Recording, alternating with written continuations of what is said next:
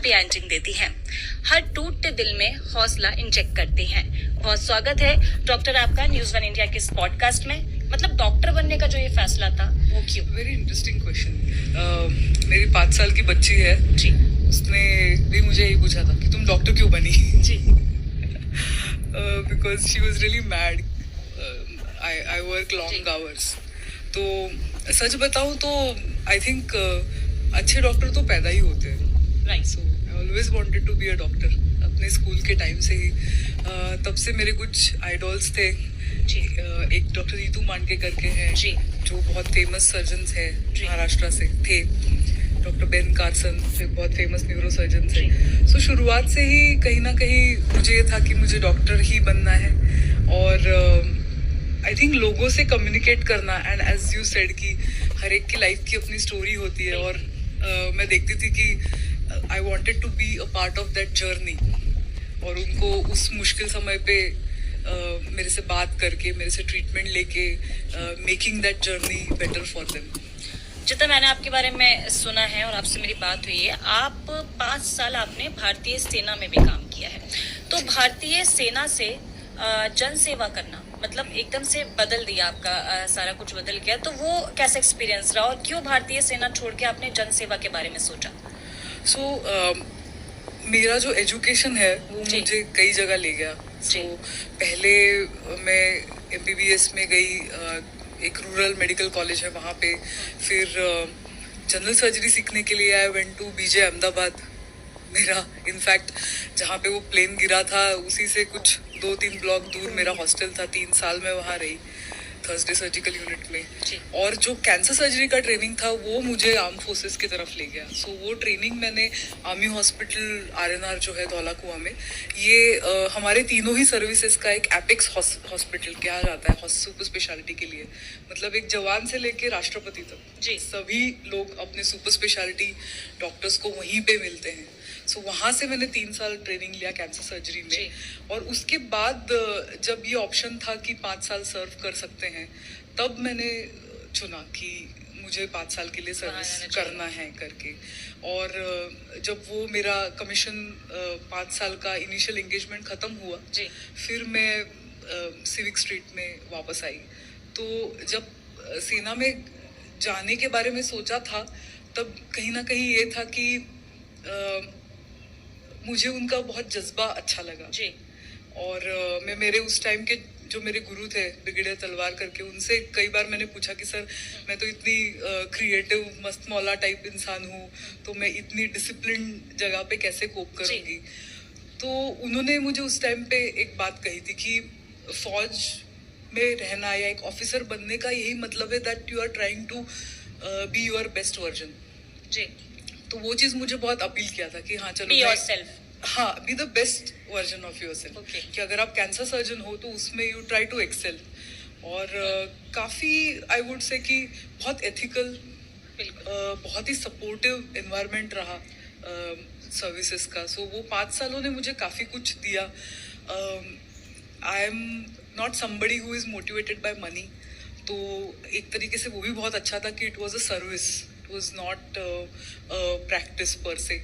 तो कहीं ना कहीं मैं चाहती थी कि मेरी जो सोच है एज अ कैंसर सर्जन, वो किसी और चीज़ से करप्ट ना हो, या कोई और चीज़ उसको तब तक मैं कंसोलिडेट करूँ अपनी पर्सनालिटी, अपना practice as a cancer surgeon.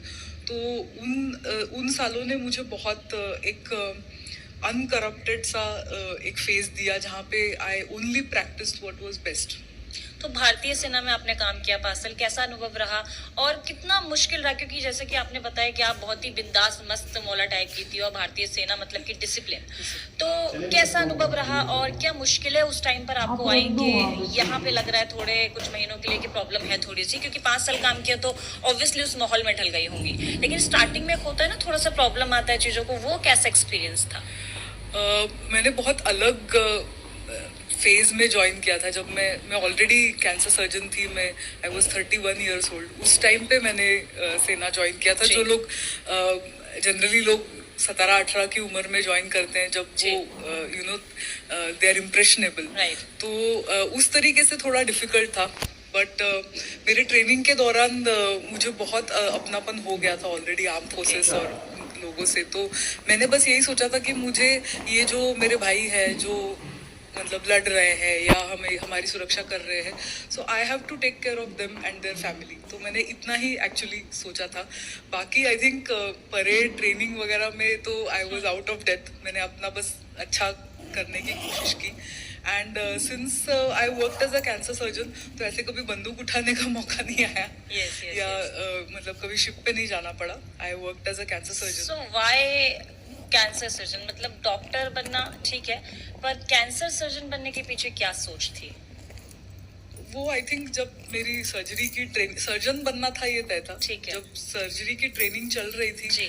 तब अलग अलग सुपर स्पेशलिटी में हमारी रोटेशंस लगते हैं जहाँ जी। पे हम we experience that speciality. Right. तब मुझे कहीं ना कहीं cancer as a speciality oncology से बहुत लगाव हो गया। वहाँ पे GCRI करके एक हमारी ऑन्कोलॉजी इंस्टीट्यूट है विजय मेडिकल Right. से अफिलिएटेड।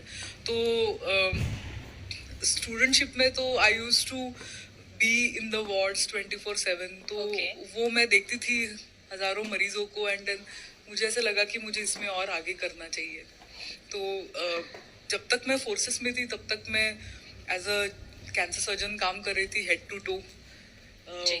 फोर्सेस से रिटायर होते होते जी। फिर मैंने अपना फील्ड एकदम फोकस कर लिया ब्रेस्ट कैंसर पे। जी। वैसे तो आपके पास अनगिनत केस आते हैं, बहुत केस आते हैं, लेकिन कभी कभी डॉक्टर साहब क्या होता है कि कुछ केसेस ऐसे होते हैं जो इतने क्रिटिकल होते हैं, वो दिमाग में रह जाते हैं, मतलब इतना इम्पैक्ट कर देते हैं डॉक्टर्स के ऊपर भी। ऐसा कोई केस आपके पास या तो जब आप भारतीय सेना में थी तब या फिर अभी, ऐसा कोई केस जो आपको हमेशा से याद रहा हो, बहुत मोटिवेट किया उस केस ने आपको? बहुत क्रिटिकल केस अब तक का आपके पास कौन सा रहा? सो सर्जरी वाइज चैलेंजिंग केसेस तो आए दिन हाँ, आते आए रहते दिन हैं, आते हैं। बट कुछ केस जैसे आपने कहा कि दिल को छू जाते हैं। सो आई ऑलवेज रिमेम्बर, मुझे लगता है कि इसी केस ने मुझे बहुत प्रेरित किया कि बाकी सारे कैंसर से फोकस हटा के मैं औरतों के कैंसर पे फोकस करूं। जी। एक लेडी थी, उनके पति रिटायर्ड थे आर्म जी। फोर्सेस से, और ये लोग कहीं गांव में रहते थे। जी। तो ये मेरे पास आई और इनका ब्रेस्ट कैंसर मैंने डायग्नोज किया था। हाँ। तो मैंने बहुत उनको अपने सामने बिठा के, जब मैं पहली बार उनको बता रही थी कि आपको ब्रेस्ट कैंसर है, तो मैं जनरली लोग बहुत इमोशनल हो जाते हैं। हाँ। तो मैंने बहुत उनको ऐसे ऑलमोस्ट मैंने हाथ बढ़ाया था कि उनको हाथ थामने के लिए कि शायद वो रो पड़े। तो वो खिलखिला के हंस उठी, और मैं इतना शॉक थी कि मैं इनको बता रही हूँ कि आपको ब्रेस्ट कैंसर है और ये हंस क्यों रही हैं। तो सो फिर बहुत हंसी वो कुछ देर के लिए, और फिर उन्होंने मुझे अपनी कहानी बताई कि उनको बहुत ताने देते थे उनके घर वाले कि आप गांव से दिल्ली जैसे शहर मजे करने के लिए जा रहे हो, कैंसर कुछ है नहीं, आप ये गांठ वाठ जो हुई है स्तन में ये तो बस बहाना है। तो अच्छा। जब उनको पता लगा कि ये असली बीमारी है, तो उनको इतना एक तरीके से उनके इमोशनल रिलीज कहिए आप इसको, कि अब मुझे कोई ताना नहीं देगा। तो फाइनली पता चल गया कि क्या है। पर तब उस टाइम पे मुझे रियलाइज हुआ कि औरतों के मतलब there is a difference between a cancer surgeon and a women cancer surgeon. So Yes. Women cancer surgeons need to be their patients advocates. हमें सिर्फ ट्रीटमेंट करके नहीं चलता है, हमें उनके फैमिली इश्यूज को, उनके सोशल इश्यूज को, Right. उनकी पर्सनैलिटी को समझना पड़ता है। We have to go beyond that. हमें उनका बिल्कुल सहेली के जैसे हाथ पकड़ के उनकी बाकी सारी मुश्किलें भी सॉल्व करनी होती है। बिकॉज एक औरत को अपने मतलब कैंसर जैसी एक बहुत कठिन बीमारी के लिए भी मतलब इतना कन्विंस करके आना पड़ता है। They have no agency. किसी से परमिशन लेके, किसी से मदद मांग के ही वो आगे बढ़ पाती है। कैसे मैनेज करती हैं? क्योंकि आप एक अच्छी काउंसलर भी हैं। जब आपके पास आपके पेशेंट आते हैं तो आप उनको उस तरीके से काउंसलिंग उनकी करती हैं कि शायद आधी बीमारी वो अपनी वहीं पे भूल के बहुत अच्छे से मैनेज कर लेते हैं उस चीज को। लेकिन एक इस तरीके से मैनेज करना, उन्हें ये बात बताना कि now you are surviving with cancer, और उसके बाद कभी कभी क्या होता है कि ग्रेड होती हैं, स्टेजेस होते हैं, first grade, third grade, fourth, कभी कभी कुछ लोग थर्ड ग्रेड, फोर्थ पे भी होते हैं। ये सब उनको बताना कितना मुश्किल होता है? Very true. इंडिया में एक बहुत बड़ा प्रॉब्लम ये है कि औरतें इसको एक टैबू समझती हैं, जल्दी जी। आती नहीं है। जी। और 70% मेरे पेशेंट्स जो है वो एडवांस स्टेज में ऑल जी। ओवर इंडिया जी। वो पहले 2 स्टेज में नहीं आते, वो तीसरे और चौथे स्टेज तक पहुंचने का इंतजार करते हैं। तो ऐसे केस में बहुत डिफिकल्ट कॉन्वर्सेशंस होते हैं कि लोग आंकड़े चाहते हैं कि मेरा चांसेस क्या है करके। राइट। तो स्टेज 1-2 वाले मरीज तो हम बता सकते हैं कि हाँ भाई बहुत अच्छा चांस है, 90-95% चांस है। बट ये जो एडवांस स्टेज वाले मरीज होते हैं उनके साथ हमें बहुत डिफिकल्ट कॉन्वर्सेशन करने पड़ते हैं कि आपका 70% ही चांस है, या अनफॉर्चुनेटली मतलब 20-30% केसेस ऐसे निकलते हैं कि हम स्तन नहीं बचा पाते जी। चाह के भी। जी। तो मुझे ये लगता है कि जो मैं कह रही थी कि मुझे फोर्सेस के वजह से या मेरी जो ट्रेनिंग हुई है उसके वजह से I have been able to be pure with my emotions.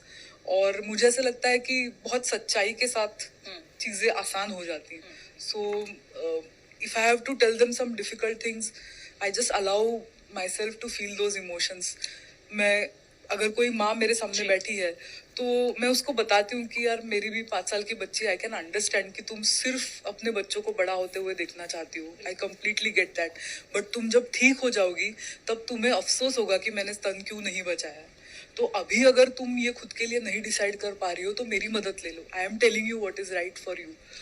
तो इस तरीके से I try to be very empathetic with them जी। And help them. वर्तमान में ब्रेस्ट कैंसर के अलावा ब्रेस्ट से जुड़ी और कौन कौन सी ऐसी बीमारियां हैं जिनको लेकर महिलाओं को अवेयर रहना चाहिए? जैसे कभी कभी क्या होता है, जैसे कि आपने बोला पता नहीं चलता आपके साथ क्या हो रहा है, और 4th स्टेज कब तक आप पहुंच गए आपको पता ही नहीं चलेगा कि कैसे पता करें। कुछ लोग शर्म के माने भी बताना नहीं चाहते हैं। तो लड़कियों को खासकर किस तरीके से अवेयर रहना चाहिए कि वो तुरंत जाके डॉक्टर को ये बता सके, अपना चेकअप करा सके? अगर कैंसर भी नहीं है तो ब्रेस्ट से रिलेटेड और कौन सी ऐसी बीमारियां हैं जिसपे उन्हें थोड़ा सतर्क रहने की बहुत जरूरत है? 2-3 कुछ खास एरिया है ब्रेस्ट हेल्थ के जिसपे मुझे लगता है कि लड़कियों ने बहुत सजग रहना चाहिए। हमें ही एक दूसरे का ख्याल रखना है, बिल्कुल। सिर्फ खुद का नहीं, जो आपके परिवार की महिलाएं हैं, चाहे वो अगली पीढ़ी दर अलग हो, या आपकी दोस्त हैं, आपके भाई बहन हैं, तो सबको अवेयर होना है। जैसे ही आप अडल्ट हो जाते हैं, 18 के हो जाते हैं, तभी से आपको ब्रेस्ट हेल्थ के बारे में अवेयर होना है। सो 1-2 चीजें हैं, जैसे फाइब्रोडिनोमास है, सादी रसोड़ियां होती हैं, कैंसर से कोई संबंध नहीं होता है। उसमें हमें ये अवेयर रहना है कि इस तरीके की बीमारियों के लिए कट लगा के ऑपरेशन करने की अब कोई जरूरत नहीं है। बहुत बार मैं देखती हूँ कि छोटे छोटे फाइब्रोनोमास अननेसेसरीली लोग कट लगा के सर्जरी करके आते हैं, और ये हार्मोनल होते हैं, ये बहुत बार बनते हैं। तो इस ब्रेस्ट कोई बैटलफील्ड नहीं है कि जहां मन किया वहां पे स्कार लगा दिया। Scar should have a purpose. तो इसके बारे में लड़कियों ने सतर्क रहना चाहिए। दूसरा एक बहुत इंपॉर्टेंट फेज है लाइफ का, वो है ब्रेस्ट फीडिंग। सो ब्रेस्ट फीडिंग के दौरान बहुत कॉमनली ब्रेस्ट में इन्फेक्शन हो जाता है, जिसको मेस्टाइटिस कहते हैं। तो मेस्टाइटिस एंटीबायोटिक से ठीक हो जाता है। उसके लिए पुराने जमाने में सर्जरी किया करते थे। आज की तारीख में हम ज्यादातर कभी कभी वैक्यूम एस्पिरेशन करते हैं, नॉट बियॉन्ड दैट। बट मैं देखती हूँ आज भी इंडिया में मतलब, और इतना पेनफुल हो जाता है उस औरत के लिए, क्योंकि उस स्कार के साथ, उस ओपन वुंड के साथ भी आपको बच्चे को दूध पिलाना पड़ता है। It's very very traumatic. So इसलिए मैं औरतों को कहूंगी कि अगर आपको ब्रेस्ट फीडिंग के दौरान कोई मेस्टाइटिस है तो प्लीज, अगर आपको कोई सर्जरी एडवाइस कर रहा है, please take a second opinion, because ये सब 10-15 साल पहले की बात थी। सिमिलरली ब्रेस्ट फीडिंग और प्रेगनेंसी के दौरान थोड़ा सा ब्रेस्ट कैंसर का रिस्क बढ़ा होता है। इसके बारे में कोई बात नहीं करता ज्यादा। तो इस टाइम पे आपको ब्रेस्ट में कोई भी सिस्ट, कुछ भी अगर चेंज आ रहा है, ब्रेस्ट फीडिंग और प्रेगनेंसी के दौरान, यस, सो उस टाइम पे हल्का सा ब्रेस्ट कैंसर का रिस्क बढ़ा होता है, बिकॉज ब्रेस्ट जो है वो ग्रो कर रहे होते हैं। तो इस टाइम पे कोई भी गांठ, कोई भी रसौड़ी, कई बार क्या होता है ना, सारी औरतें एक दूसरे को बताती हैं कि अरे ये दूध की गांठ है, बट ट्रस्ट में हमने कितने प्रेगनेंसी एसोसिएटेड ब्रेस्ट कैंसर देखे हैं ड्यूरिंग लेट प्रेगनेंसी और ब्रेस्ट फीडिंग। सो ये एक फेज है जिसमें ब्रेस्ट हेल्थ को डबल ध्यान देना चाहिए। और मैं कहूंगी कि अगर if you are not happy with आपका जो डॉक्टर है, उसका अगर असेसमेंट आपको ठीक नहीं लग रहा है, please trust your guts. You take an opinion from specialist. लेकिन इसको डिसमिस नहीं करना है। एक सेकंड ओपिनियन जरूरी है। बिल्कुल बिल्कुल। I think women are very intuitive about their bodies. तो और अनफॉर्चुनेटली औरतें बहुत गैसलाइट भी होती हैं, लोग उनको बताते रहते कि ये तुम्हारा वहम है, ये है वो है करके। Please don't listen to them, अपनी खुद की सुनो। We are very wise and find a doctor who resonates with you. बिल्कुल। कोई खास वजह इन सब बीमारियों की, जिस तरीके से आपने भी बताया कि ब्रेस्ट कैंसर के लिए अवेयरनेस होना बहुत जरूरी है लड़कियों में, लेकिन क्यों ऐसा हो रहा है वर्तमान में? जिस तरीके की लाइफस्टाइल लड़कियां जी रही हैं, इसकी वजह से ऐसा हो रहा है? या एक और क्वेश्चन है, जब प्रेगनेंसी के बाद जब ब्रेस्ट फीडिंग की बात आती है, तो आजकल कुछ लड़कियों के साथ ऐसा हो रहा है कि ब्रेस्ट फीडिंग नहीं करा पा रही हैं वो, मतलब बच्चे को वो दूध पिला ही नहीं पा रही हैं। ये भी एक वजह है ब्रेस्ट कैंसर बनने की, क्योंकि कुछ बड़े लोग ऐसा कहते हैं कि अरे बच्चे को अगर नहीं ब्रेस्ट फीडिंग कराई तो गांठ बन जाएगी, तो वो भी कहीं ना कहीं रिलेट करती है ब्रेस्ट कैंसर के साथ। सो ब्रेस्ट कैंसर के कई सारे रिस्क फैक्टर्स हैं। मैं नहीं कहूंगी कि एक कोई कॉज है, बहुत सारे रिस्क फैक्टर है। तो लाइफस्टाइल जिसकी आपने बात की, डेफिनेटली मतलब हमारे almost 1/3 cases are because of lifestyle disease. और उसमें मैं कहूंगी कि इट्स वेरी इजी टू से कि ये करो वो करो करके, बट बॉटम लाइन अगर आप पूछो तो मुझे लगता है कि सेल्फ केयर के मामले में लड़कियां पीछे रह जाती हैं। सेल्फ केयर के मामले। हाँ, सो जब हम खुद को प्रायोरिटी देंगे, कई बार मुझे हस्बैंड वाइफ को लेके आते हैं मेरे पास कि मतलब डायबिटीज है, साथ में ब्रेस्ट पेन हो रहा है करके, तो मैं कहती हूँ कि एक्सरसाइज करो, तो दे सेड कि अरे ये तो मोटिवेटेड नहीं। मैंने क्यों, आप जिम लग जाओ साथ में, उसको 1 घंटा बच्चे आप संभालो, उसको जिम भेजो। So it's I think basically we need to start prioritising self care. अगर हम खुद के लिए टाइम निकालेंगे तो we'll have a better lifestyle, और उससे हमारा जो सारे ही डिसीजेस का रिस्क है, चाहे हार्ट डिसीज हो, कैंसर हो, डायबिटीज हो, कम हो जाएगा। अब जहां तक ब्रेस्ट फीडिंग की बात आती है, ब्रेस्ट फीडिंग से थोड़ा सा रिस्क कम होता है ब्रेस्ट कैंसर का, लेकिन trust me, I have met so many women कि जिनके 2-3 बच्चे थे, जिन्होंने उनको बहुत सालों तक भर भर के दूध पिलाया और फिर भी उनको कैंसर हुआ। सो इसीलिए ब्रेस्ट कैंसर में prevention has a very limited importance. मैं उल्टा सब लड़कियों को कहूंगी, प्रिवेंशन तो आप करो ही, try to live that healthy lifestyle, but screening को मत भूलना जी, बिकॉज ये 100% प्रिवेंटेबल नहीं है। जब मेरे पास स्क्रीनिंग की आपने भी बात करी, बहुत सारी महिलाएं हैं जो स्क्रीनिंग के बारे में नहीं जानती हैं, तो मैं आपसे यही गुजारिश करूंगी कि दर्शकों को स्क्रीनिंग के बारे में जरूर बताइए कि क्या है स्क्रीनिंग और हर महिला को स्क्रीनिंग क्यों करानी जरूरी है। करेक्ट, बहुत इंपॉर्टेंट मुद्दा है। सो मेरा एक सिंपल इसका फंडा है 20-30-40 जी। सो 20 के बाद आपको ब्रेस्ट सेल्फ एग्जामिनेशन सीखना है जी, हर महीने करना है करेक्ट टेक्निक से। उसमें इफ यू फाइंड समथिंग, क्योंकि ऑलमोस्ट आधे ब्रेस्ट कैंसर सेल्फ डिटेक्टेड होते हैं। बहुत सारे डॉक्टर्स आर्ग्यू करते हैं कि ब्रेस्ट सेल्फ एग्जामिनेशन पे कोई खास रिसर्च नहीं है, बट द ट्रूथ इज कि लड़कियां आधे कैंसर्स पकड़ लेती हैं खुद ही, अगर वो रेगुलर हो ब्रेस्ट सेल्फ एग्जामिनेशन में। तो 20 के बाद ब्रेस्ट सेल्फ एग्जामिनेशन, 30 के बाद प्लीज साल में एक बार किसी भी डॉक्टर से मिलके आपके स्तन चेक कराइए, चाहे आपके फैमिली डॉक्टर हो, चाहे गायनाकोलॉजिस्ट हो। बिल्कुल ऑकवर्ड फील नहीं करना है। अगर फीमेल डॉक्टर है तो बहुत बढ़िया, बट करवाने हैं, साल में एक बार स्तनों को चेक करवाना है। और अगर कोई उसमें चेंजेस लग रहे हैं तो अल्ट्रासाउंड कराना है साथ में। 40 के बाद मैमोग्राफी यानी स्तनों का एक्सरे जो है वो ऐड करना है। अब एक बहुत कॉमन मिथ है लोगों का कि मैमोग्राफी में रेडिएशन होता है और उससे कैंसर होता है, बट बैकग्राउंड रेडिएशन जो होता है धरती का, अगर आप धरती पे 6 हफ्ता जिंदा हैं तो मैमोग्राफी से ज्यादा रेडिएशन आपको मिल रहा है। सो प्लीज इससे ऐसे मिथ्स में मत फंसिए।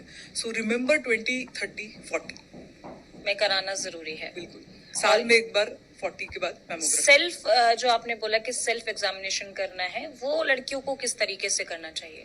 सो यंग लड़कियां जिनके पीरियड्स आते हैं, उनको पीरियड के 1 हफ्ते बाद एक थोड़ा सुबह के टाइम पे जब आप तैयार हो रही है, फाइंड सम प्राइवेट टाइम, और उसमें लुक एंड फील, ये 2 बेसिक स्टेप हैं।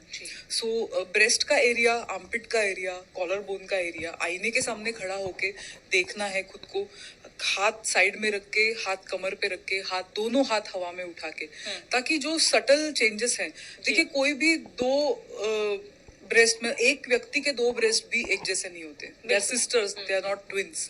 तो कुछ साइकिल बाद आपको रियलाइज हो जाएगा कि दिस इज माय नॉर्मल। तो जब कुछ उसमें अबनॉर्मलिटी आएगा तो आपको तुरंत पता लग जाएगा। So look in the mirror and then lie down and feel your breast. अपने जो पाम्स का सॉफ्ट पार्ट होता है फिंगर्स का, उससे बहुत ही सिस्टमेटिक तरीके से हर एक कोना कोना ब्रेस्ट का फील करना है. जी. That's the way. आपने विदेश में भी काम किया है, तो विदेश में काम करने और भारत में काम करने में कहाँ का एक्सपीरियंस आपको ज्यादा अच्छा लगा? मतलब कहाँ ऐसा लगा कि आप ज्यादा एक्सप्लोर कर पा रहे हैं खुद को? विदेश में ज्यादा अच्छा एक्सपीरियंस रहा या भारत में ज्यादा अच्छा एक्सपीरियंस लग रहा है आपको? सो विदेश में मैं कुछ पर्टिकुलर टेक्निक सीखने के लिए गई थी. सो हमारे यहाँ पे रेडियोलॉजी जो है बहुत ही रेगुलेटेड सा फील्ड है. तो मैं अल्ट्रासाउंड गाइडेड ऑन्कोप्लास्टिक सर्जरी सीखने गई थी. जी. कुछ एक पर्टिकुलर ऑन्कोप्लास्टिक ब्रेस्ट सर्जरी के टेक्निक्स को.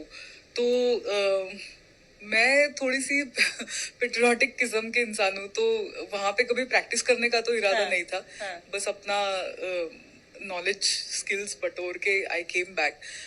वहाँ पे मुझे ऐसा लगता है कि लोगों को लगता है कि वहाँ पे सारी चीजें कुछ एडवांस्ड है, या कई बार आपने भी सुना होगा कि फिल्म स्टार्स जैसे ही कुछ डायग्नोज होता है वो तो बाहर जाते हैं, न्यूयॉर्क भागते हैं, यहाँ वहाँ करके. But I think Indian doctors are the best. हाँ, जिस तरीके का वॉल्यूम हम देखते हैं, मतलब मैं एक घंटे में जितने पेशेंट देखती हूँ वो लोग एक दिन में देखते हैं. मैं एक हफ्ते में जितनी सर्जरीज करती हूँ वो एक साल में करते हैं. और हमारे पेशेंट्स रियलाइज नहीं करते कि वहाँ पे कितना वेटिंग पीरियड है, वहाँ पे इंश्योरेंस और ये सारी चीज़ें कितनी प्रॉब्लमेटिक है. इवन जहाँ पे गवर्नमेंट हेल्थ सर्विसेज है वहाँ पे भी बहुत ज़्यादा वेटिंग होता है. Compare to cut to India, हम यहाँ पे विद इन 2 days हम सारा कैंसर का वर्कअप करके हम तीसरे दिन ट्रीटमेंट शुरू कर सकते हैं. ऑन्कोप्लास्टिक ब्रेस्ट सर्जरी बहुत ही स्पेशलाइज्ड फील्ड है ब्रेस्ट कैंसर सर्जरी का. उसमें रेडियोलॉजिस्ट और पैथोलॉजिस्ट का बहुत बड़ा रोल होता है. सो हमेशा जब मैं सोचती हूँ कि कितने एक्सपर्ट लोग मेरे साथ अवेलेबल हैं हर सर्जरी करने के लिए, तो मुझे लगता है कि thank God I was born in India, कि इतने एक्सपर्ट रेडियोलॉजिस्ट और इतने एक्सपर्ट पैथोलॉजिस्ट वो मेरे at my beck and call हैं कि मैं ड्यूरिंग सर्जरी भी उनसे गाइडेंस लेके वन शॉट में हम इतनी कॉम्प्लेक्स ब्रेस्ट कैंसर सर्जरी कर सकते हैं. वेराज यही अगर मैं वेस्टर्न कंट्री में होती तो शायद मुझे 2 बार सर्जरी करना पड़ता, because there are some things that you need to know during the surgery, जिसको हम इंट्राऑपरेटिव असेसमेंट कहते हैं. So I think I am very lucky to practise in India. क्योंकि महिलाओं की बात कर रहे हैं, तो ये मेरे को ऐसा लगता है, एक पर्सनल सवाल मैं आपसे करूं, मेरे मन में आया भी आपकी बातें सुन के, कि कुछ डोमिनेटिंग केस होते हैं. जैसे महिलाओं को स्तन कैंसर उन्हें लगा, ऐसा कुछ विलेज से लोग आए, तो कभी ऐसा कोई केस आया कि कोई महिला आपसे अपने दिल की बात करना चाह रही है, लेकिन उसके साथ उसके पेरेंट्स, हस्बैंड या कोई ऐसा आया जो ये चाह रहा है कि ऑपरेशन ना कराना पड़े? कुछ लोग ऐसे बोलते ना, कुछ ऐसा कर दीजिए मैम कि कट ना लगे, कुछ ऐसा कर दीजिए कि हमें ऑपरेशन नहीं कराना इसका शादी से पहले. कई लोगों की इस तरीके की मेंटालिटी होती है कि लड़की है, शादी से पहले हम ऑपरेशन नहीं कराना चाहते. ऐसे केसेस आते हैं? बिल्कुल. इनफैक्ट हर हफ्ते ऐसा होता रहता है.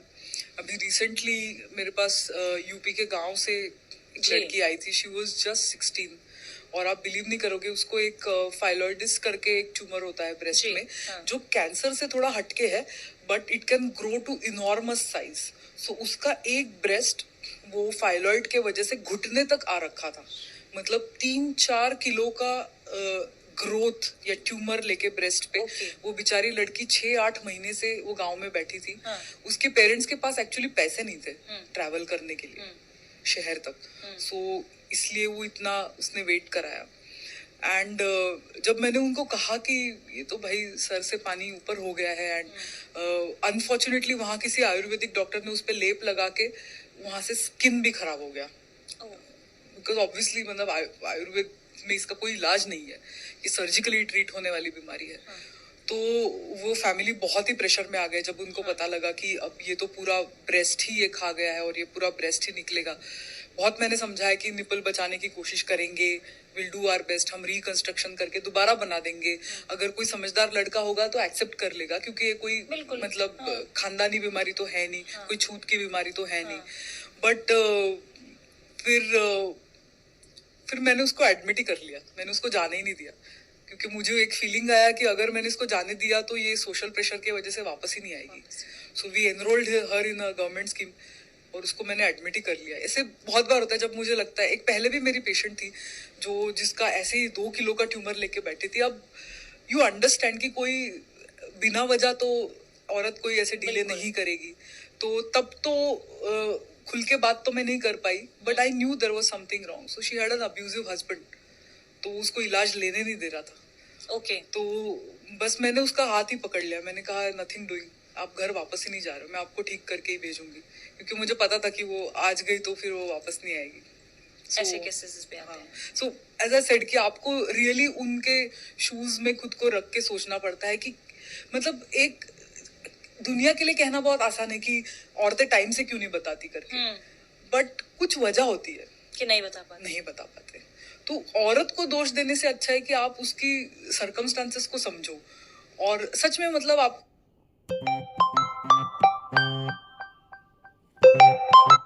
उसकी एक सहेली बनके, एक बहन बनके उसको उस टाइम पे समझना पड़ता है कि इसके साथ क्या हो रहा है.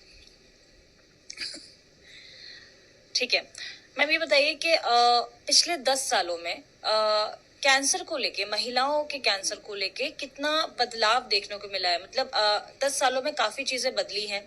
और पहले महिलाओं को जब कैंसर होता था या किसी भी तरीके की प्राइवेट बीमारी से जब महिलाएं जूझ रही होती थी तो नहीं बता पाती थी.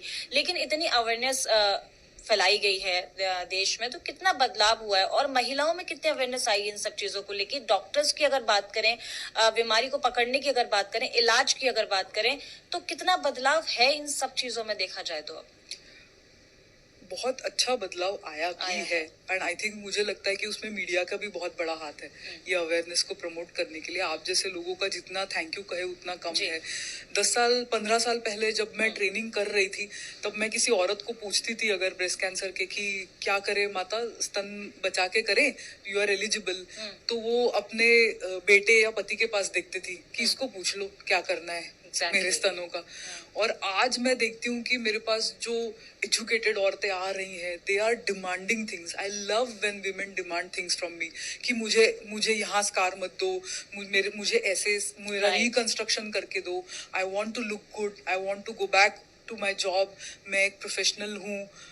मेरी एक पेशेंट है जो अपना कैंसर जर्नी व्लॉग कर रही है. More power to such women कि they are really owning up. अब जैसे एक ऑन्कोप्लास्टी का टेक्निक है रिडक्शन मामाप्लास्टी करके, थेरापेटिक मामाप्लास्टी. तो उसमें not only we remove cancer, but जिनके बहुत टोटिक या ढले हुए या बड़े साइज के ब्रेस्ट होते हैं उनको हम बेटर शेप के ब्रेस्ट दे सकते हैं. And women are opting for it now. मैं जब उनको समझाती हूँ कि भाई ये दोनों चीज हम साथ में इकट्ठा सॉल्व कर सकते हैं, दे ऑप्ट फॉर इट. और शेयर्ड डिसीजन मेकिंग में वो दे आर इक्वल पार्टनर्स. एक जो पहले डायनामिक हुआ करता था कि डॉक्टर कहीं भगवान के जैसे उसको देख रहे हैं और हम कुछ भी डिसीजन ही नहीं लेंगे, आपको जो ठीक लगता है करो, तो वो सारी चीजें अब चली गई. They are partners. I love that dynamic कि जहाँ पे आप उसके बारे में पढ़ भी रही हो खुद के बीमारी के बारे में, and you are an equal partner in decision making. I love that fact. ये एक बहुत बड़ा चेंज है जो कि अवेयरनेस के वजह से है. आने वाली जो डॉक्टर पीढ़ी है उसको क्या संदेश देना चाहेंगे? पहले तो ये है कि please become a doctor for the right reasons. You know, अगर आप बहुत ही पैशनेट है तो ही इस फील्ड में आइए. बिकॉज इस फील्ड में बहुत मुश्किल है वर्क लाइफ बैलेंस मिलना. जी.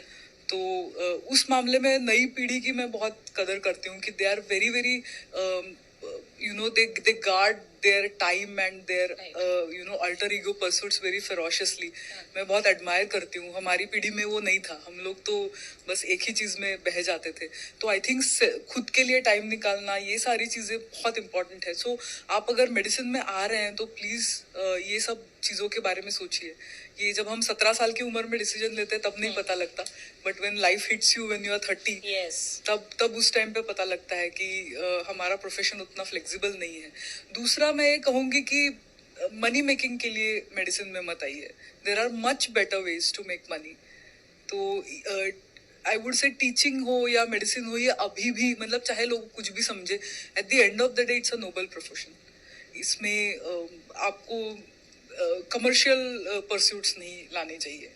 ठीक है, कुछ ऐसे साइड इफेक्ट्स बता दीजिए जनता को जिससे अगर आप ब्रेस्ट कैंसर किसी लड़की को है, किसी महिला को है या किसी भी ब्रेस्ट की बीमारी से अगर वो जुड़ रही है तो उस साइड इफेक्ट्स के द्वारा उसे ये पता चल सके कि अब उसको डॉक्टर के पास जाने की जरूरत है। क्या साइड इफेक्ट है ब्रेस्ट कैंसर के? सो ब्रेस्ट सेल्फ एग्जामिनेशन आप जब करते हैं या अदरवाइज ऑल्सो कुछ रेड फ्लैग्स हैं। सपोज आपको स्तनों में कोई गांठ नजर आ रही है जी। या स्तन की स्किन में कोई बदलाव आ रहा है, लाल हो गई है स्किन, सूज गई है, एक दर्द का काफी कॉम्प्लिकेटेड रिश्ता है। सो लोग सोचते हैं कि दर्द नहीं है तो मैं क्यों जाऊं, बट स्तन की 95% जो ब्रेस्ट कैंसर की गांठें होती है उसमें दर्द नहीं होता। ये एक इवोल्यूशनरी स्ट्रेटेजी है। Cancer is the most intelligent part of you. तो उन गांठों में जनरली दर्द होता नहीं है, बहुत रेयरली 5% केस में ही दर्द होता है। निपल में कोई अगर बदलाव है, निपल से कोई डिस्चार्ज आ रहा है, स्पेशली अगर अपने आप से डिस्चार्ज आ रहा है, एक ही साइड आ रहा है, खून आ रहा है, और बगल में भी कोई गांठ है, बगल पे भी बहुत ध्यान देना चाहिए, आर्मपिट्स पे या कॉलर बोन जहाँ पे होता है वहां पे। सो ब्रेस्ट के साइज में, शेप में, स्किन में अगर कोई चेंजेस आ रहे हैं या आर्मपिट में कोई लंप है तो प्लीज डोंट वेट। ज्यादा से ज्यादा क्या होगा, कुछ टेस्ट हम कराएंगे और बोलेंगे कि सब ठीक है। जी।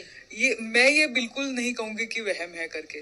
जब हिना खान डायग्नोज हुई थी उसके बाद एक सुनामी आई थी हमारे ओपीडी में सबके, कि लोग बहुत नर्वस हो गए थे कि मुझे तो नहीं है ना करके। तो मैंने सबको यही कहा कि कोई बात नहीं, वहम है तो क्या हुआ, वहम को सॉल्व करते हैं, टेस्ट कराते हैं। सो नेवर थिंक कि वहम है करके। और अगर आपको एंजाइटी लग रहा है डॉक्टर के पास जाने के लिए, अपनी किसी सहेली को साथ में लीजिए। Be there for each other. ठीक, बिल्कुल। तो ये हमारे साथ स्पेशल पॉडकास्ट में अनुश्री वर्तक हमारे साथ थी। उन्होंने ये बताया कि जो महिला हैं, वर्तमान में जो महिला हैं, उनको किस तरीके से अपना ध्यान रखना है, उन्हें किसी भी तरीके की प्रॉब्लम जो हो रही है वो कैसे डॉक्टर के पास जाए, अपनी बातें रखें। बहुत अवेयरनेस की जरूरत है। तो हमारे साथ अनुश्री वर्तक थी, बहुत ही अच्छी बातचीत हमारी हुई है और ऐसे ही कई सारी हेल्थ अपडेट के लिए आप हमारा पॉडकास्ट देखते रहिए। फिलहाल के लिए मुझे दीजिए इजाजत, नमस्कार।